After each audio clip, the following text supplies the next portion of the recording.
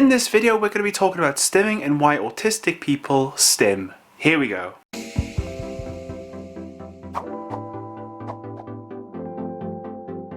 Well, hello into people, and if you're brand new to my channel, I make weekly videos talking about being autistic from my experiences, so if that sounds interesting to you, make sure you subscribe and click the notification bell for more videos like this. And today I'm talking about stimming, talking about what is stimming, giving you guys some stimming examples, but all in all try to answer the question of why do autistic people stim? Is it something that is beneficial to autistic people like myself? But what exactly is stimming anyway? That's a very good question, and stimming is short for self-stimulatory behaviour, and basically self-stimulatory behaviour is any kind of bodily movement. You know, someone could create a sound. It's basically anything that someone does in a repetitive way, so over and over again. And I will get into some stimming examples in just a second, but just to clarify, everybody stims. You know, for myself, I stim. As an autistic person, you could have someone who has ADHD, they can also stim. And even people who work in an office, you know, who are non-autistic, don't have a condition that is neurologically based, they stim. Everyone in the known world, everyone that you know, stims to some degree and in some form in a repetitive way, whether it is noticeable or not.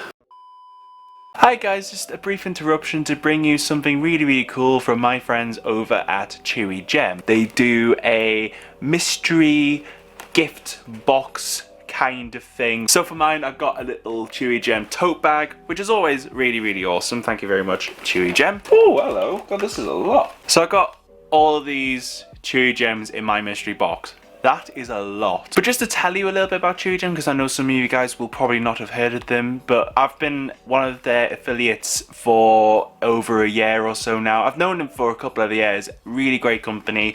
They started out in life as a company that made chewable aids, you know, things such as bangles, such as necklaces, but also they've started to delve into the realm of fidget toys as well, which this fidget is just the bomb. And really that's why I wanted to talk about them in this stimming video, because you know they provide aids which people on the spectrum, as well as any other person that feels the need to stim, you know, Chewigem is the place to go in my opinion. So if you want to have a look at the Chewigem mystery gift bag or any other items that Chewigem do, because they don't just do things like this, they also do a podcast, the Sensory Matters podcast. They also have their own, you know, community on Facebook. Head over to the website, which will be linked down below, and just for clear transparency and everything, these are my affiliate links.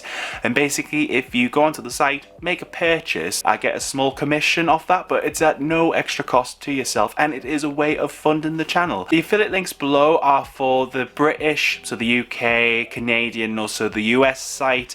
I know I've had questions about Chewigem sending to different countries and things, so if you have any queries or any questions at all, you can always message me and I can ask the team, or you can ask the team directly. I'll link their Facebook page down below. But anyway, thank you so much to Chewigem for sending me these lovely items. I really do appreciate it, and also just thank you for all of the amazing work that you do. But anyway, let's get back on with this video, shall we? So some of the more common stimming examples that I have, some of the more typical ones which, you know, people can do in their everyday life, and you know, you just don't see it as stimming, it just is a part of what that person does. Biting fingernails, twirling your hair around your fingers, cracking your knuckles or other joints, drumming your fingers, tapping your pencil, twirling your pen round in your fingers majestically like a boss, twitching or jiggling your leg, whistling.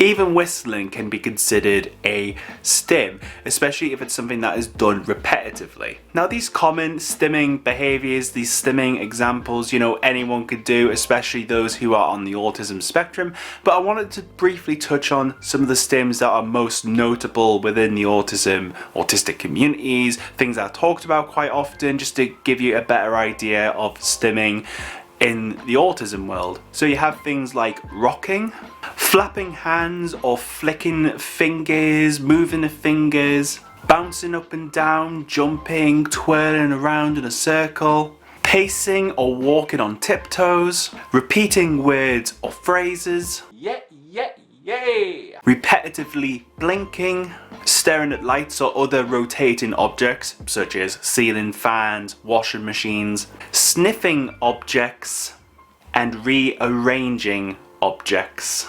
So those are just some stimming examples, very generic ones. If there's something that you do in particular that you'd like to share with people, let us all know down below and let's just add to the conversation. But when it comes to stimming and autistic people, I feel that stimming gets a bit of a bad light sometimes, and I feel this is only because that some of the stims that autistic people do, as well as other people who are neurodiverse, it gets noticed a lot more. It's a lot more noticeable, especially if it's in a situation that is not necessarily socially appropriate for that particular stim. Say you're at a restaurant, for example, you know, they do a really nice steak on a Thursday and it's really juicy and they have like the garlic butter on, you know, and you're just looking forward to this meal at this restaurant. You sit down, but you notice there's a noise at the other end of this restaurant. You know, there's someone who keeps repeating a word very loudly or a phrase, or just keeps making noises at this other end of the restaurant. Now, it might not be because they just want to annoy everyone. It might purely be because it's a stim for them and they get enjoyment or some kind of benefit to that stim, despite it obviously not being socially appropriate for that set situation. But why do autistic people stim? You know, what is the benefit of someone yelling a word at a restaurant on a Thursday where they do the really nice steaks with the garlic butter?